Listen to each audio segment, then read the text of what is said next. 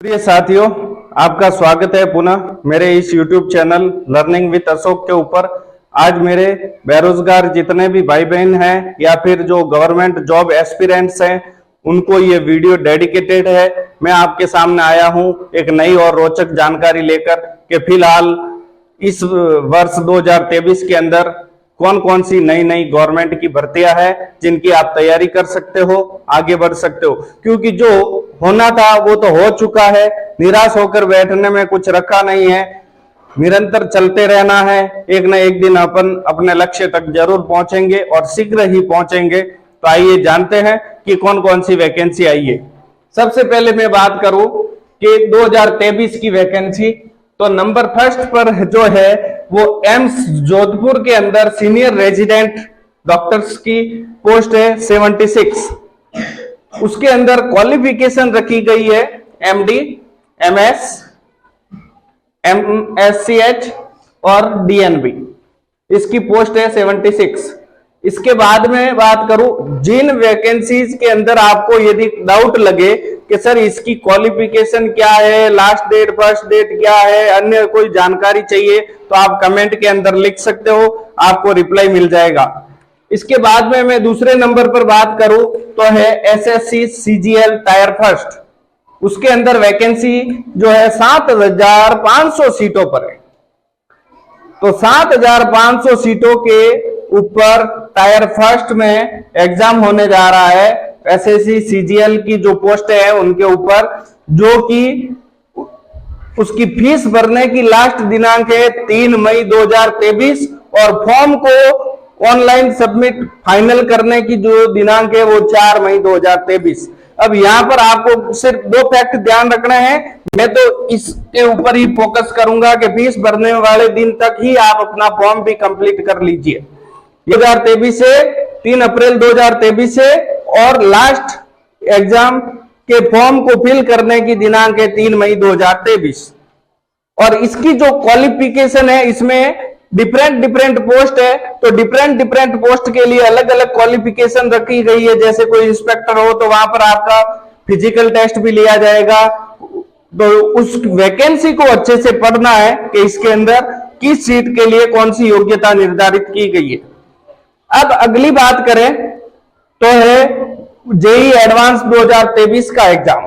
JEE advance 2023 के exam के अंदर जो योग्यता है, जो क्वालिफिकेशन है, वो 12th के अंदर आपके फिजिक्स, केमिस्ट्री और मैथ होना जरूरी है और विथ 60% आप पास आउट होने चाहिए। या फिर इस वर्ष जो अपीयर होने जा रहे हैं वो भी बिल्कुल फॉर्म फिलअप कर सकते हैं। इसकी 30 अप्रैल 2023 और लास्ट डेट है 4 मई 2023। 30 अप्रैल 2023 से लगाकर 4 मई 2023 तक आप ये फॉर्म भर सकते हैं। इसके बाद में अगली वैकेंसी की बात करता हूं। अगली जो वैकेंसी है वो है C dot project engineer recruitment exam 2022। इसके अंदर प्रोजेक्ट इंजीनियर की 156 सीटों के ऊपर एग्जाम कंडक्ट होने जा रहा है, जिसके अंदर 10th और 12th के साथ बीई, बीटेक, बी डिजाइनिंग, यानी कि ये जो सेंट्रल गवर्नमेंट की है वो फुल टर्म बेसिस एग्जाम है। फुल टर्म गवर्नमेंट का फुल टर्म बेसिस एक पोस्ट दे रखी है आपके लिए प्रोजेक्ट इंजीनियर की 156। इसको एक सबसे डिफरेंट बात आती है इसकी सारथी योजना। अभी ही हाल ही में गवर्नमेंट की तरफ से एक नोटिफिकेशन जारी हुआ है जो पूर्णतः संविदा पर है। अब सारथी योजना रोडवेज की बस के अंदर चालक और परिचालक के लिए ये होने जा रही है भर्ती।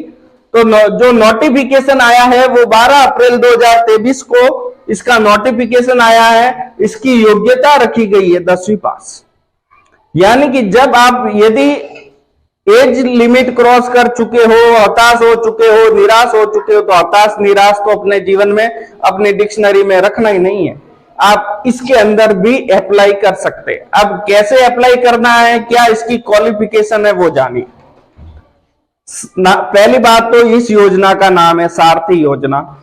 ये संविदा के ऊपर है और 12 अप्रैल 2023 को इसका जो नोटिफिकेशन आया है और योग्यता 10वीं पास है।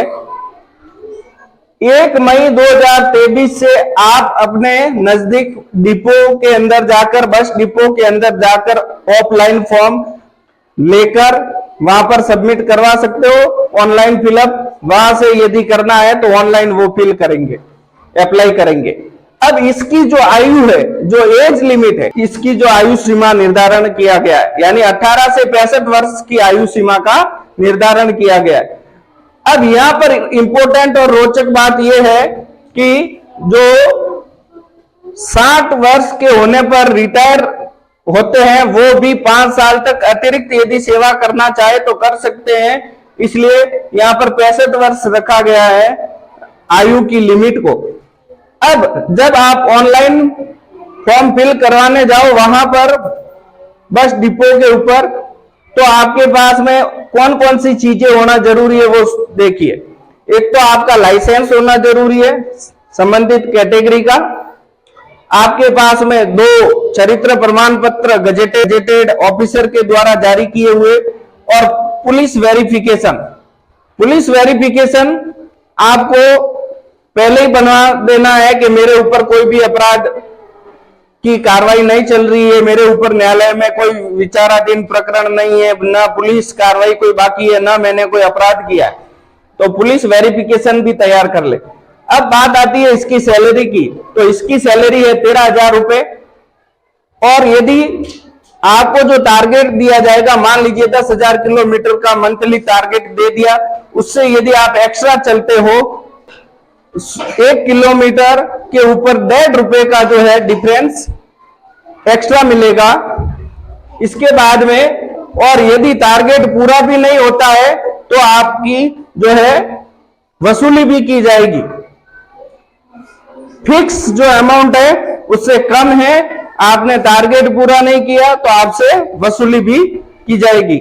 अब बात करते हैं इंपॉर्टेंट फैक्ट्स जिसकी सब जने इंतजार कर रहे थे, सब जने आशा कर रहे थे। सबसे पहले मैं बात करता हूं ग्रेड 3 की। तो हाल ही में जो ग्रेड 3 के लिए जो रीट का एग्जाम हुआ, फिर रीट मेंस का एग्जाम हुआ, अब उसका जो रिजल्ट आना बाकी है। इसके बाद में चुनावी साल है, मैं हर बार ये कह रहा हूं कि मौका बुलाने से मत चूकना।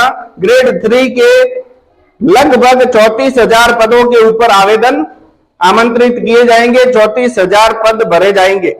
तो इसकी तैयारी आपको क्रमबद्ध रूप से करनी है। इसके लिए मैं आपके साथ खड़ा हूं, आप रुचि दिखाना। आपको लेसन टू लेसन आपके सामने विदाउट पेड, कोई चार्जेज नहीं, और आपको इस चैनल के माध्यम से अपना सिलेबस कंप्लीट करवाया जाएगा। तो ग्रेड 3 के अंदर तो अपन जानते ही है लेवल 2 हो गए, लेवल फर्स्ट और लेवल सेकंड। लेवल फर्स्ट के अंदर जो बीएसटीसी वाले हैं, यानी कि फिलहाल जिन्हें अपन डीएलएड कहते हैं, वो पात्र है, और सेकंड लेवल के अंदर बीएड वाले पात्र है। अब बात करें ग्रेड 2 की, तो सेकंड ग्रेड की भी भर्ती आएगी, अपन को होपफुल रहना है, और ग्रेड फर्स्ट की भी आएगी, ये भी आप मान के चलिए। क्योंकि फर्स्ट ग्रेड की भर्ती यूं आएगी कि हाल ही में बीपीसी हुई है, पद खाली हो गए, तो ग्रेड फर्स्ट की भी तैयारी यदि आप करना चाहे तो वापस से स्टार्ट कर सकते हैं। यानी बिल्कुल मैं आपको कह रहा हूं ग्रेड 3 की भी आएगी, 2 की भी आएगी, और ग्रेड फर्स्ट की भी आएगी। तो अपन को होपफुल रहकर टीचर बनना चाहते हैं तो अपनी प्रिपरेशन को कंटिन्यू रखना है। अब अपन बात करते हैं दूसरी, कांस्टेबल की भर्ती आने जा रही है, और एसआई की हाल ही में जो सारी प्रक्रिया पूर्ण हुई है उस कारण से एसआई की जो भर्ती है वो नई भर्ती निकाली जाएगी। नए पद जो जितने रिक्त बचेंगे, सरकार जितने पदों का आवंटन करती है, जितने पदों पर लेना है उतने पदों के लिए एसआई की भर्ती भी निकाली जाएगी। फिर बात आती है आरएएस की। आरएएस की भी बिल्कुल भर्ती आने जा रही है, आप तैयारी कर सकते हैं। बिल्कुल काफी समय यदि आप दूर रहे हो, काफी समय से आपका टारगेट हिट नहीं हुआ है, तो बड़ा टारगेट कीजिए, आरएएस की भर्ती आने वाली है। इसके बाद में मेरा लास्ट पॉइंट है जूनियर असिस्टेंट।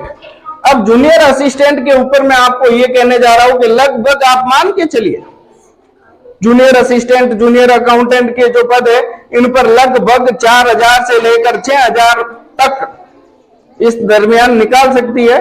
तो इतनी भर्ती सरकार निकालने जा रही है।